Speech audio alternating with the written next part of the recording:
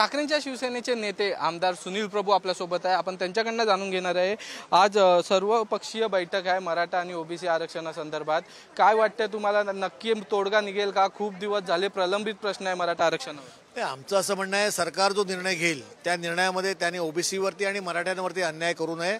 जरांगे पाटील यांची मागणी जी आहे ती देखील मान्य करावी आणि ओबीसीच्या कुठच्याही आरक्षणाला धक्का लागू नये असा सर्वमान्य जी गोष्ट आहे ती सरकारने करणं गरजेचं आहे। ही सरकारची भूमिका आहे, हे सरकारने करायला पाहिजे आणि सरकारने करायला पाहिजे।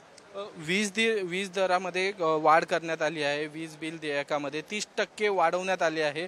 काय वाटतं, कुठेतरी एका बाजूला लाडकी बहीण आणतात आणि दुसऱ्या बाजूला आमच्या खिशातून काढतात। त्या बहिणीला ओवाळणी टाकायची आणि पुन्हा तेच पैसे काढून घ्यायचे, हेच धंदे या सरकारचे आहेत।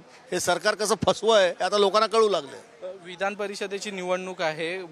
महाविकास आघाडीकडून 3 उमेदवार देण्यात आले आहेत। ठाकरेंच्या शिवसेनेकडून मिलिंद नार्वेकर यांनी अर्ज भरला आहे। तर मिलिंद नार्वे, जर आपण आपली जर संख्याबळ पाहिलं तर संख्याबळ ही 15 होते आहे। 8 मतांचा फरक पडतोय। काय वाटतं, काँग्रेस मदत करेल का? फरक कोणाचा काय आहे मला माहित नाही, पण महाविकास आघाडीच्या वतीने मिलिंद नार्वेकर हे आणि आमचा दुसरा उमेदवार जयंत पाटील दोघेही निवडून येतील। एक शेवटचा प्रश्न आहे, एक व्हिडिओ व्हायरल झाला होता तेजस ठाकरे यांचा। या व्हिडिओवर आज सकाळी पोडियमवर बोलताना नितेश राणे यांनी टीका केली आहे की हे शोभत नाही ठाकरेंना, नाच्या ठाकरे म्हणून आता असं त्यांना म्हणावं लागेल।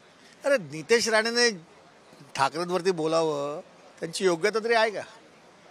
नक्कीच आपण पाहिलं आपल्यासोबत ठाकरेंच्या शिवसेनेचे नेते आणि आमदार सुनील प्रभू होते। त्यांनी देखील सांगितलं आहे की मतांची जुळवाजुळव ही झालेली आहे। नक्कीच विजय हा ठाकरेंच्या शिवसेनेच्या उमेदवाराचाच होणार आहे। व्हिडिओ जर्नलिस्ट विकाससह चेतन सावंत, पुढारी न्यूज, मुंबई।